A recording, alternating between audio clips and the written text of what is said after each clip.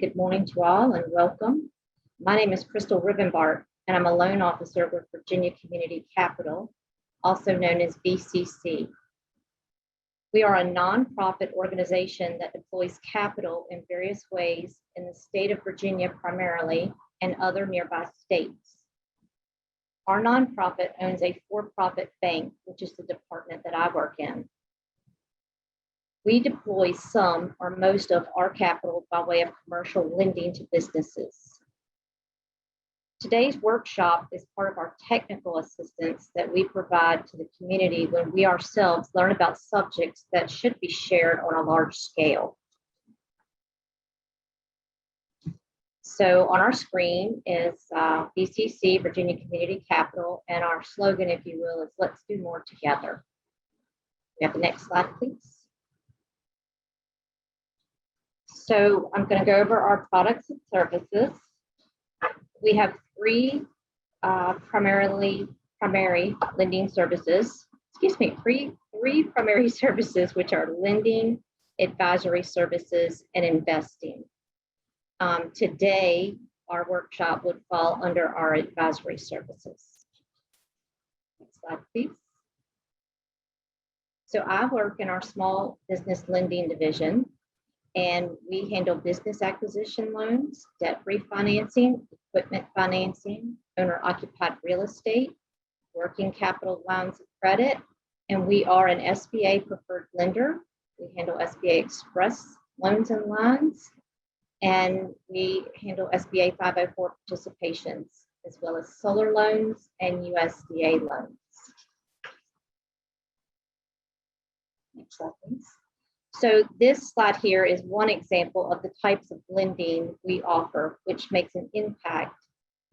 And it is our Virginia Fresh Food Loan Fund. It's part of the Healthy Food Initiative. This initiative addresses and tries to solve the challenge of the many food deserts that are in our state.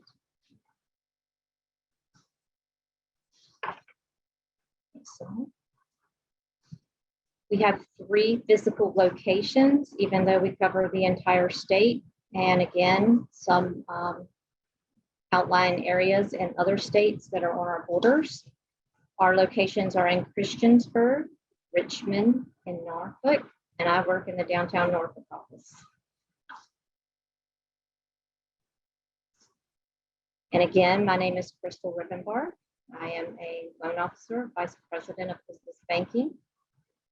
And if anyone is interested in contacting us and you're not in our region, please reach out to me directly or go on our website, and we'll certainly point you in the right direction. Again, the purpose of this webinar is to share knowledge that will hopefully impact and be beneficial. Our speaker today is Eric Glimpse, founder of Edge Business Solutions. Also joining us is Stephen Graham from the Goddard School. I now introduce and turn our meeting over to Eric Glimpse. Thank you, Eric, and thank you, Stephen. Good morning, everybody. I hope everybody's doing well this fine morning. I have, just see here, well, 1 second, I got to share my slides. And I seem to have lost the ability to do that. And found it. All right. Hopefully everybody can see that. Thank you, Crystal, for allowing me to join. Again, my name is Eric Glimpse. I'm the owner of Edge Business Planning. We work with business owners who need help with their financial information, mainly looking forward in their business.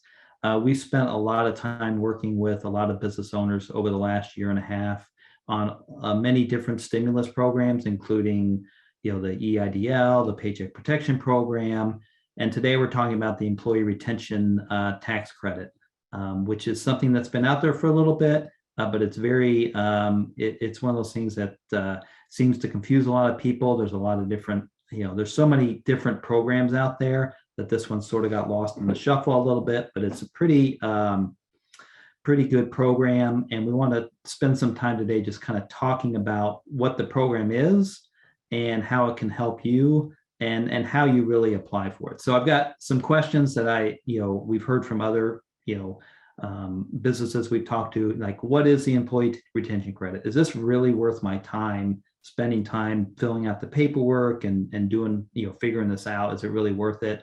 How do I qualify? How do I get my money? And then, okay, that's great, but tell me, who's done this and can give me some information on it. So that's why my friend Stephen Graham has joined us. He is with the Goddard School down in Rivers Bend, down in Chester, Virginia, on the south side of Richmond. So he has been through this process. He's received some ERC funds. So we'll hear from him in a little bit, and he'll give us kind of a, firsthand account of, the process and how he's using these funds. All right, let's move on. So we'll talk about a little bit. So what is the employee retention credit? So this was established back in the CARES Act back in 2020, and it's a dollar for dollar credit against employment taxes for qualified wages paid to employees. What does that really mean? So what does it mean is that there's two different sets of rules. One is in 2020, you get a refundable payroll tax credit worth up to 50% of wages paid to employees, up to $5,000 per employee. So for example, if you paid somebody $10,000 last year, you could get up to a 50% credit for that from any time after March through December 31st. In 2021, they actually changed the rules and made it even better, where it's up to 70% of quarterly wages paid to employees. So if you pay an employee $40,000 a year, that's $10,000 a quarter, you could get a $7,000 credit from the IRS for those wages paid to that employee. So it's big dollars. And the whole goal of this was to incentivize employers to keep their employees on payroll. So with the Paycheck Protection Program, the employee retention credit, the idea was, how do we keep employers keeping people employed? Now, they changed the rules. Originally, when this came out, you had to choose between either Paycheck Protection Program or the employee retention credit. That changed with the rules that came out in January or December of 2020. And it is retroactive. So now, even if you have taken advantage of the Paycheck Protection Program, you can still qualify for the employee retention credit as well. All right, so let's move on. So next thing is this really worth my time? We're going to get into the details of how the employee retention credit works, but a lot of people like, is this really worth my time? And, we talked about, it's in 2020, it's $5,000 per employee who has at least $10,000 in, salary for the, basically from March to December. And then in 2021 is $7,000 per employee. So if you had one non-owner W-2 employee that you paid over $10,000 in a quarter in 2021, you could get a $7,000 credit. So here's just a few examples. 30, this is for 2020, 30 employees with $10,000 in wages, you get a credit of $150,000. And this, I say credit, but you actually get the money in a check from the IRS. And we'll talk about that in a little bit. Here's another one, 52 employees, $175,000 check, $77,000 check, 102 employees, you get a $428,000 check. So these are not small numbers. They're very, even for a small company that has 2 or 3 employees, you could be looking at, 10 or 15,000 or $20,000 in a quarter for these credits. In 2021, again, the numbers are bigger because you're talking about 70% credit on wages up to $10,000 per quarter. So the same example from the previous slide, 30 employees with $10,000 in wages, you got $150,000 credit in 2020. In 2021, for Q1 and Q2, that number goes to $420,000. So these are not small numbers. And there's a few other examples on here. So the point I'm trying to make is that it is worth your time to take a little bit of and determine if you qualify, and if you have, if you do qualify, to take the time to kind of fill out the paperwork and that type of stuff. So we'll talk through that a little bit more. Okay, so first question is, how do I qualify? So the first requirement is, in the rules have changed between 2020 and 2021. So in 2020, you had to have 100 or less full-time employees during 2019, and 2021 is 500 or less full-time employees during 2019. And this is full-time employees means they work greater than 30 hours a week. So if, for example, we worked with a nonprofit that had 150 employees in 2019, but only 75 of them were full-time, the rest were part-time, so they qualify. So it's full-time, 30-hour plus week employees are what they're looking at. So, if you have a bunch of part-time employees, you may very well still qualify for that. Now, the key here is that you have to have paid them W-2 wages. So sole proprietors, independent contractors, you've got to have a actual paycheck, W-2 paycheck. You can't, not 1099 or anything like that. So it's got to be W-2 wages to qualify. All right, here's the other requirement. So one is that you meet the employee test, either 100 less full-time in 2020, or you have 500 less to qualify for 2021. The requirement two is you have to have an impact to your business. So you have an either or scenario here. One is that in 2020, your business operations are fully or partially suspended due to government orders. So that's one, and we'll talk about that in a little more detail because that's an important one. So either you are fully, partially suspended due to government orders. For example, the governor comes out and says all restaurants must close. You qualify, right, for the time period that it's closed. Or there's a 50% decline in gross receipts compared to the same quarter in 2019. Now in 2021, the rules change again. They're actually a little bit more favorable for the business. Again, you meet either your business is fully or partially suspended, or you have a 20% decline in gross receipts compared to Q1 21, compared to 21 versus 2019 for the same quarter. Okay. So again, this is an either or. So if you qualify due to government order suspension to your business, then you don't have to worry about the revenue decline. And vice versa. If you have a revenue decline, you don't have to worry about the government suspension. Now, and I know here at the bottom that there, with the PPP program, which many of you were involved with, you had to state that you needed this, that you had financial distress in your company, that you needed this funds to stay afloat. You had to attest to certain things. That is not a requirement of this, as if you meet the businesses, any of these requirements, then you qualify. You don't have to say, oh, I had a financial harm. We've actually worked with a couple of businesses where they were actually suspended due to government orders, but their revenue went up. They still qualify for the employee retention credit. They can still receive this credit. So important to note there.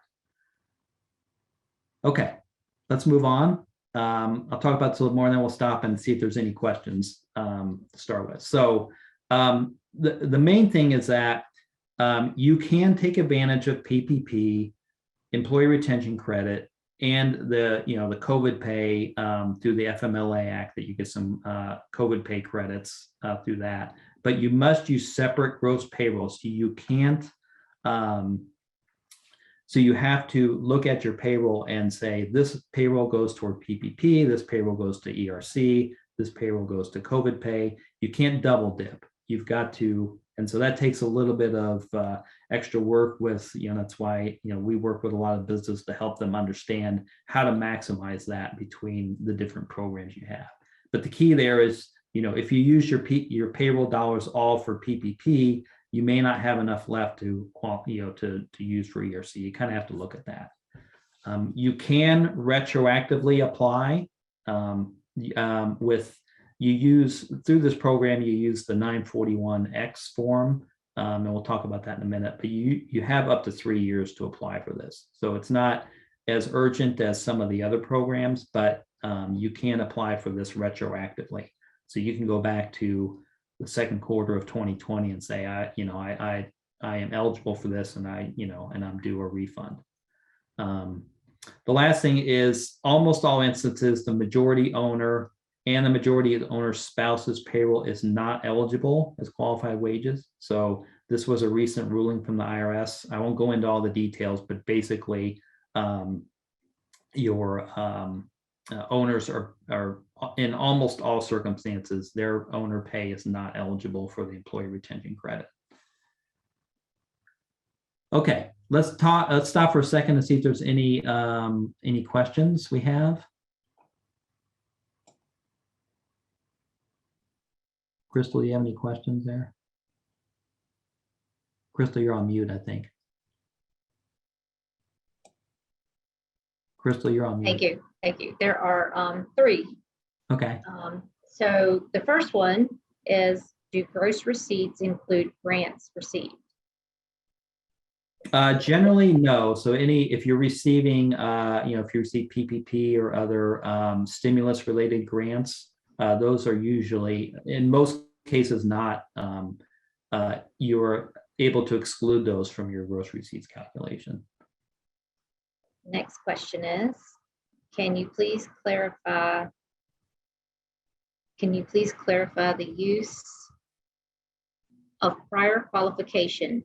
Do you always have to compare to 2019? What happens if your business was open in 2020? Okay, that's a good question. So these rules here usually state for a business that was already open prior to 2020.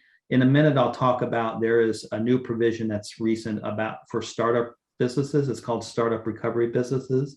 And they're ones that came into business in February of 2020 or later. So in a couple slides, I'll cover that a little bit, but you can, if you just came into existence in 2020, there are some other ways you can look at that. What if the majority owners receive W-2s? That doesn't matter. Based on the rulings that just came out, even basically owners, even if they paid themselves through W-2, do not qualify for the employee retention credit. It's a long, convoluted explanation that the IRS made. It doesn't make a lot of sense, but it is what it is. So, and I can go into more of that. I don't have enough time in this webinar to talk about why they made that ruling, but that is what it is. So owners are not eligible. Fair enough. Does the employee have to make a minimum of $10,000 in a quarter? No, that is the maximum. So if somebody made $2,500 in the quarter or in 2020, then they would get a 50% credit on that. So that's $1,250. So there doesn't have to be a minimum. If they, even if they made $100, you can still get that. It's just that it's capped at that $10,000 per quarter. These are great questions. If there are two owners with equal share in the business, are their salaries eligible? That we'd have to look at that a little bit closer. My first assumption is probably not, but that would be one we'd have to look at a little bit closer to see if it, they haven't had specific guidance on a 50-50 split, but based on what we've read, I would say it's probably not likely. And then our last one is we need a little bit more clarification around the 30 hours a week. There's some uncertainty. Is it 30 a week or below 30? Yeah, so full-time employees for this are considered that they work 30 hours or more a week. So that is to meet the first requirement of you have less than 100 employees, full-time employees in 2020. So let me back up. I'm going to go back to that because it's actually a good question. So you have to meet to be eligible for employee retention credit. You have to have less than 100 full-time employees. Mm-hmm. So full-time employees are defined as working 30 hours or more per week. So excuse me, Eric, is there a difference between contract labor and W-2 labor? Yeah, so contract labor is not included. So this is strict employee, okay. W-2 employees, right? So this is just to determine if you qualify. Now, once you qualify, if you have less than 100 full-time employees, when you go to calculate the employee retention credit, you can use all your employees. You can use your part-time, you can use your full-time. They have to be W-2 employees. So contractors are not included in this. And owners, are they or are they not eligible? In 99% of the cases, owners are not eligible. The only way an owner can be eligible is if they have no surviving family members of any sort. So basically, no. And this one just came in, just to clarify, if we use the payroll for PPP, we cannot use it for this. Correct. So you can file for both PPP and ERC, but you can't use the same payroll. So if, for example, in one quarter you had $100,000 in payroll and you used $70,000 of it to meet your PPP payroll requirement, the other $30,000 you could use for employee retention credit. But you can't use that first $70,000 that you use for the PPP. Thanks. Okay, well, let's move on. We'll have some more. I'm sure we'll have more time for questions at the end. But I wanted to make sure we had that started. So thank you for the questions. Those are very good questions. Again, this is a lot of good questions there. So let's move on to talking about so there's two ways you can meet the requirement. You have suspension due to government orders, or you have the revenue decline, right? So let's talk about suspension due to government orders. This is any decree from the federal, state, or local government that are considered to be orders from an appropriate government authority. So, if the governor comes out and says restaurants must close, or you must have social distancing between, or a certain amount of distance between patrons in your facility, and that requires you to limit capacity, that could be available. Even a local, if your local county has an ordinance or some sort of order, those would qualify as well. So, many, and Stephen's on here from Goddard. We've worked with many child cares, because many child cares were, either they didn't necessarily have to close, but they were required to minimize their capacity. They couldn't be at maximum capacity, so therefore that allowed them to file for the employee retention credit, even if they didn't have a revenue decline. So anything really impacting the operations of your trade or business can be effective. So what does not apply for government orders? So statements made by government officials during some press conference, verbal, it's got to be a written document. It's got to be, for example, in Virginia, where we're talking is, there's the government issued executive orders, many of them over periods of time, increasing restrictions, decreasing restrictions. So we review those with the potential client and figure out if they're going to qualify for that. Government orders requiring individuals to stay at home is not necessarily. So we've had discussions with, so say you're a consulting business and you met in the office, right? But now you're required to work from home. Well, that doesn't necessarily mean that your business has been impacted, because you can still work from home. You can still do the same amount of work. It's really more about, places there's been, physical distancing or things like that. Now, there are options where, maybe if, an order has limited the ability to receive parts or materials for your business because those people have been restricted, that you could potentially qualify for that as well. So it's not, we have to, you kind of have to look at the government orders and see how you were impacted. But many places, especially in the second and third quarter of 2020, did have some restrictions available. So you have to look at those and see if those would meet that definition. Now, employees electing to limit or suspend operations voluntarily do not qualify based on partial suspension, but they could qualify under gross receipts. So if they decide they need to close their business and that led to a significant revenue decline, they could qualify for employee retention credit. Now, and then once you determine you are eligible due to government orders, you're basically only eligible during that period of time that you were totally or partially suspended. Now let's talk a little bit about partial suspension. So partial suspension is where it's at least a part of your business has at least 10% of your revenue or 10% more of the total hours of service performed by employees.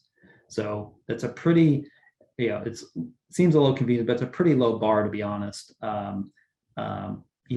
This example here is a restaurant. A restaurant's had to close their indoor dining and only do drive-through. They qualify due to suspension because that's a partial suspension. Even if you don't fully close, you can qualify. So if there's a certain part of your business that had to shut down and it's more than 10% of your revenue or the hours of people working, then you can qualify for a partial suspension. So you don't have to be fully shut down to qualify for a suspension under government orders.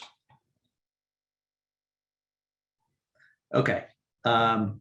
So again, you've got two requirements. You either meet the partial suspension or a revenue decline. So it's either or. Remember, if you meet requirement for the partial suspension, you do not have to worry about the revenue decline and vice versa.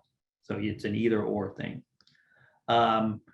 Now, recently, and this goes back to a question somebody asked earlier about starting in 2020, is that these are fairly new categories and they're eligible for Q3 and Q4 of 2021 only.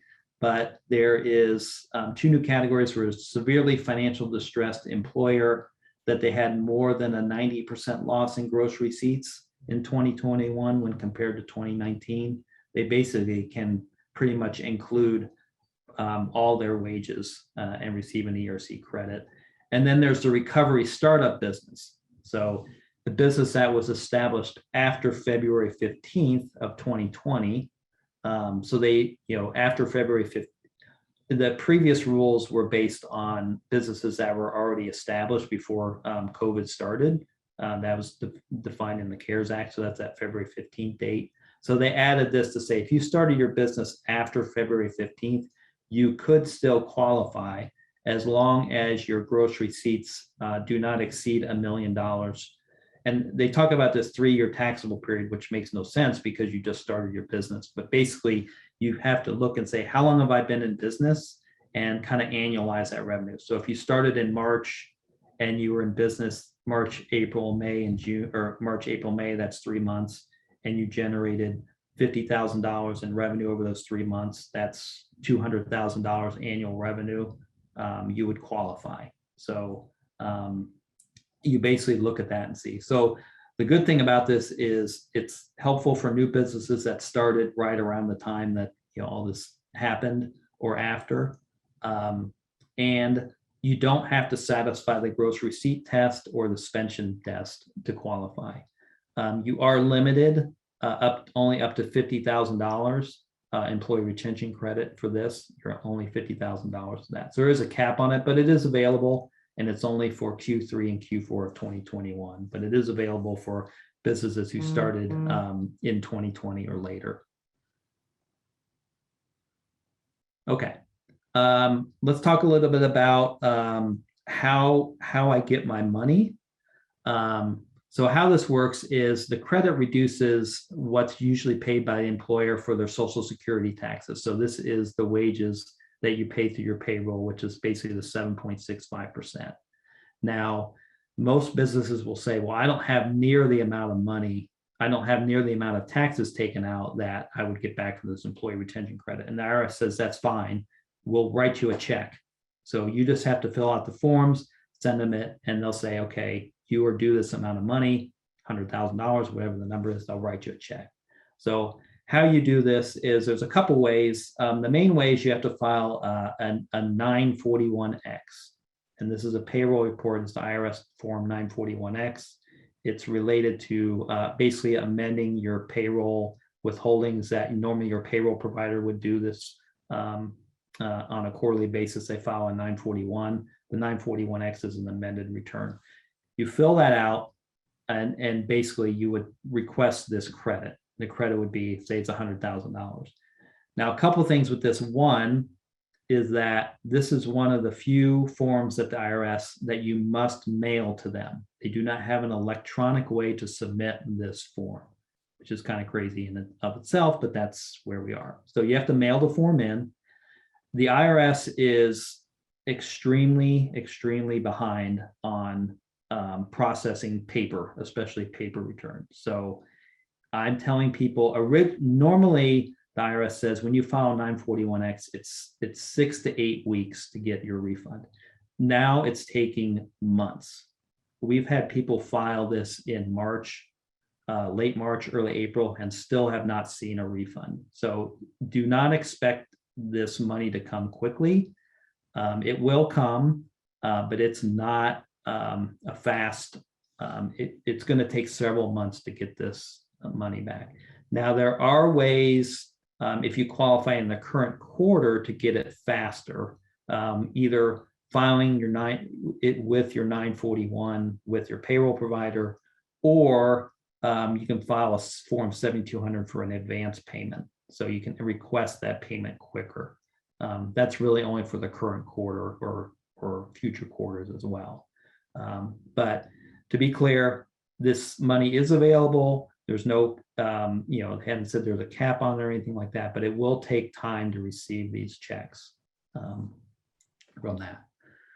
Okay, I've said a lot. I'm going to stop now. I'd like to have, and we'll answer some questions here in a minute, but I'd like to have Stephen Graham, who's with the Goddard School down in Rivers Bend in Chester, Virginia, kind of talk about, he's been through this process.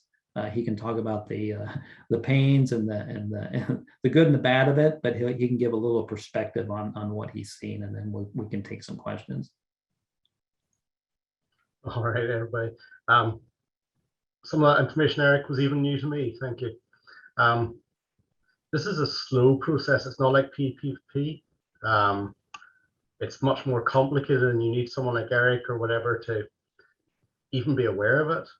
But the dollar figures are real, and they're similar in magnitude to PPP. So for us, that we were able to get onto this fairly quickly. We've now got ERC checks for 2 quarters this year. Like Eric said, we have nothing from 2020 yet on the 941X. But it's real money, different from PPP, slower, it's more involved to get, but there's no limitations on how you can use it. So for us, it's helped me sleep a whole lot better at night, knowing that there's money in the bank, knowing that we're not maxing our equity lines to get things going along. We caught up with some of the projects that we didn't get to do last year with this money. And most importantly, we were actually able to put rounds of pay raises in to keep our staff, and also to deliberately overstaff and run our school inefficiently, because we had that extra money coming in to use however we wanted, but a lot of it got used on payroll. So good program. Again, different from PPP. It's taxable money, Eric. So every time you get some of this, you need to set a little bit aside. But I think it's just it's kind of a shame so many companies are missing out, because the qualifications are not that difficult. A lot of businesses did get hurt and revenues are down. So that's my first set of thoughts. Great. Thank you, Stephen. I appreciate that. Thank you. Yeah, he did mention, I'm just going to, this is actually the last slide before the Q&A, and I will take that and, because he mentioned, Stephen mentioned a couple of things. One, the tax impact. So it is, basically it reduces your payroll deduction. So you have payroll expenses, and when you get this refund, it basically is a reduction in the payroll expenses that you had previously. So you are required to file an amended return if you receive a 2020 ERC.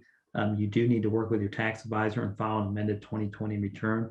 There's been some discussions with the legislature and Congress about allowing businesses to, any credit received in 2020 to put on their 2021 return, just to save the additional paperwork and cost and things with the tax preparer. And, it just would be more paperwork being sent to the IRS. But currently, the current guidelines are if you do receive an ERC refund for 2020, you would have to amend your 2020 return.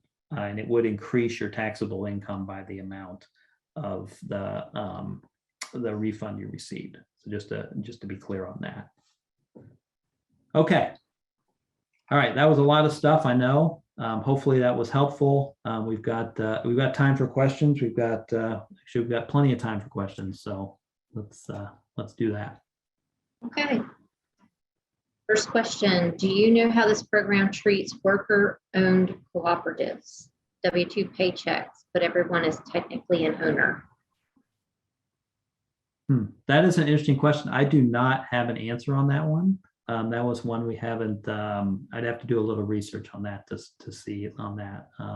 If you don't mind, maybe Crystal, you can get their information and I can follow up with them on that one. Okay. Next question. Would the requirement number 2 apply if we lost the revenue due to our customer being suspended due to COVID, not our company? Yeah, I mean, there's no requirements around the revenue loss. So if you had a 50% loss decline in revenue in 2020 versus 2019, or 20% in 2021 versus 2019, you would qualify. You just have to show that you had a loss in revenue. There's no stipulations on why or how you lost that revenue. So yeah, if you had a loss in revenue, and you would qualify for that. Okay. If it is only full-time, how do you use total payroll? So again, the full-time is just meeting the requirement to be eligible for ERC. Once you're eligible, you can use all your employees, all W-2 employees, full-time or part-time employees would be eligible. And so you can use your total payroll. Now you have to, again, there's some work to be done. You have to back out owners. You would have to back out if you had any money used for COVID pay that you got reimbursed through the FMLA Act, or if you had PPP, you'd have to back that out. But once you qualify, all your employees are eligible. All the employee payroll is eligible for ERC. Great. If we are a nonprofit and fundraising opportunities decline due to COVID, leading to furlough workers due to lack of income, does that fall under voluntary suspension? Yeah, I mean, it wouldn't qualify under government orders, but you should be able to qualify due to loss of revenue. If you lost your fundraising income greater than the 50% or 20%, then you should qualify for that. But yeah, that wouldn't qualify under government orders. But we've seen that scenario quite a bit, and it's mainly focused on, do you meet it due to the loss of revenue requirements? Next question, I'm a minority owner and the other business owners are not related to me. Would my W-2 wages be eligible? Yes, minority owners who are not related would be eligible.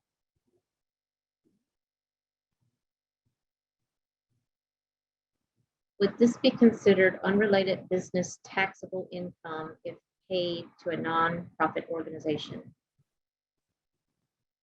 Would this be considered unrelated business? That is probably more of a tax question that I don't have a direct answer on that. You probably need to speak with your tax advisor on that to confirm.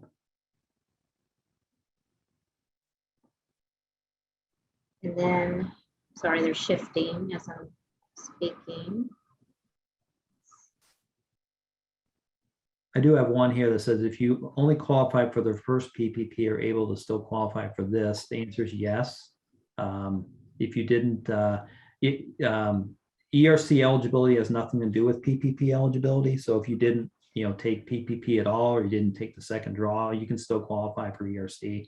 In fact, you may, I would highly suggest you look at it because you have more payroll to use for ERC then. Found the one that I was trying to read and it shifted. Do 501c6 organizations qualify? I believe, yes. I believe they do. I'd have to confirm that, but I'm pretty sure 501c6s do qualify. And with businesses that where employees receive tips, is it only their W-2 income?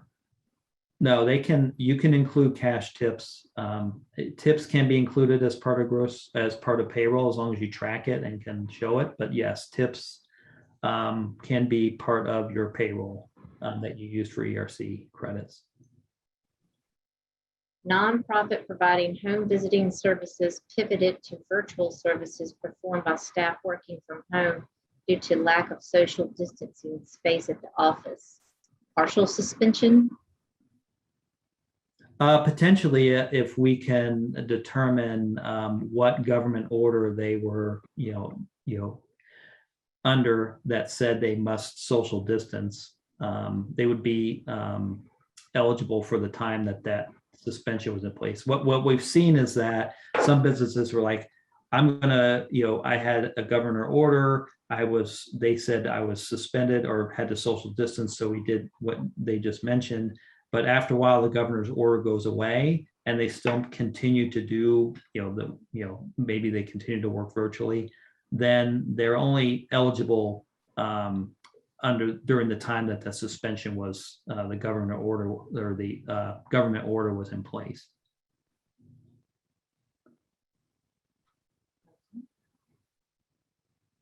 How can you determine if it's better to take ERC versus regular payroll tax deduction? If there's someone who can help you, is there someone who can help you figure this out? Well, we can definitely help you figure that out. And also, a couple things. One is your payroll, your payroll withholding for this Social Security is only 7.65%. So in almost every instance, the ERC is going to be much, much higher than that. So the dollars we're talking here are that's why the IRS is writing checks, because you don't have enough payroll taxes to just say, oh, I'll take a credit, because this number is much bigger than any, you'd be taking payroll tax credits for the next probably 5 years to get paid. So almost always the credit's going to be bigger than the payroll tax withholding. But you can, we advise, so, our firms, we've worked with a lot of companies. We've worked with over 50 right now. Your payroll provider can help provide some guidance, but what we've seen is most payroll providers are kind of saying, hey, some are allowing, and providing support for a fee. Others are saying, we don't, we will give you the reports, but we don't want to get involved with this. You can work with your tax accountant as well. Some tax accountants are well-versed in this, others are not. And that's, mainly because a lot of these tax accounts, they've got a million other things, they're trying to stay on top of, and not, not disparaging them in any way. They've got, a lot of other things that they're trying to help clients with. But, just make sure you talk to somebody who's familiar with the employee retention credit rules, especially as it balances with PPP, so that you can maximize both of those. Okay. Would you please confirm, in order to apply, we need to submit a 941 for 2020 and Form 7200 and 941 for 2021? So for 2020, you'll need to file a 941X.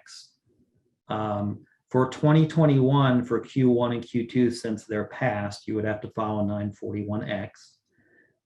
For Q3, if you qualify, you could technically work with your payroll provider and they could include it on your current 941 for this quarter. That's the fastest way to get paid. And also in the current quarter, if you said, hey, I need the money right away, or even for Q4, if you qualify, you could request an advance on the 7,200. But the majority of the time, you're going to be filing the 941X, and that's the only form you'll need to file. Great. For businesses that started in 2020 is ERTC only available starting in Q3 2020 and forward. Would any prior quarters be eligible? Yeah, for the recovery startup business, we looked at for a business that started after February 15th of 2020, they're only eligible for the ERC in Q3 of 2021 and Q4 of 2021. So they're not eligible for any prior quarters. Next question. I bought the assets of another business in September 2020. I rolled the business into my existing business. In first quarter of 2021, it added 20% to my gross revenue. Can I subtract that amount from my gross receipts? Most likely no. We haven't read it. There hasn't been any guidance, and we ran into this with PPP as well, that you can't really, unfortunately, they're not allowing you to say, oh, I just bought this business, so I'm going to back this out. That's not really, the right way to do it. And there's no guidance that says you can do that. Now, you could, I would say that that's not really a proper way based on any guidance we've seen, unfortunately. Okay. Next question. Would an owner's spouse be eligible if the owner is a 50% owner in the business? Most likely not. We're still waiting for some guidance on, the 50%. They mentioned majority owner, but they haven't said, what if I'm a 50% owner? And that goes back to a question earlier as well. 50-50 split or 50.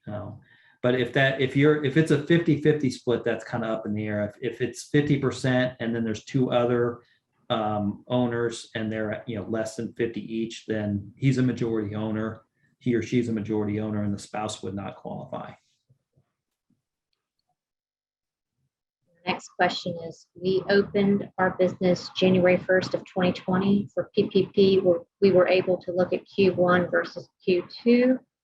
Is there a policy in place for companies affected that started January 1 of 2020? We don't have 2019 reports since we started in January of 2020. Oh, got it. Okay. There is not at the moment. You're kind of in that limbo zone where you're kind of in between, because the recovery startup business is only for businesses February 15th and after. That would be something we could potentially look at. I'd have to talk with my team actually to see if there's any, we've had any instances of that. But yeah, that you really have to fall under the previous ones, and you probably unfortunately would not qualify because you didn't have revenue before and now you have revenue. So you're not showing decline in revenue because you didn't have any revenue to decline with.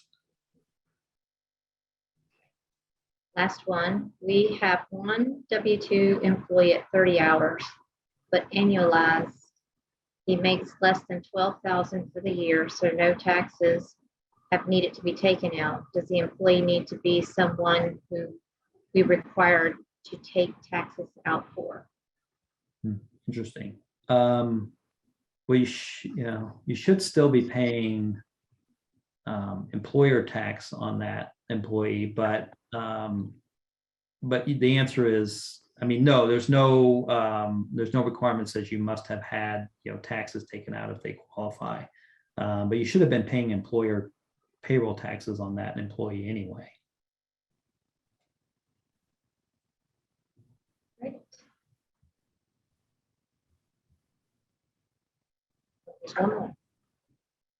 Starting in the fourth quarter of 2019, I began mailing a client's products priority mail instead of first class. Prior to fourth quarter of 2019, I now invoice $12,000 a month in postage versus $4,000 prior to the change. I make no profit from the postage. Can that be deducted from gross revenue? Oh, I see. So you're invoicing your clients for the postage, so that's showing up in your revenue.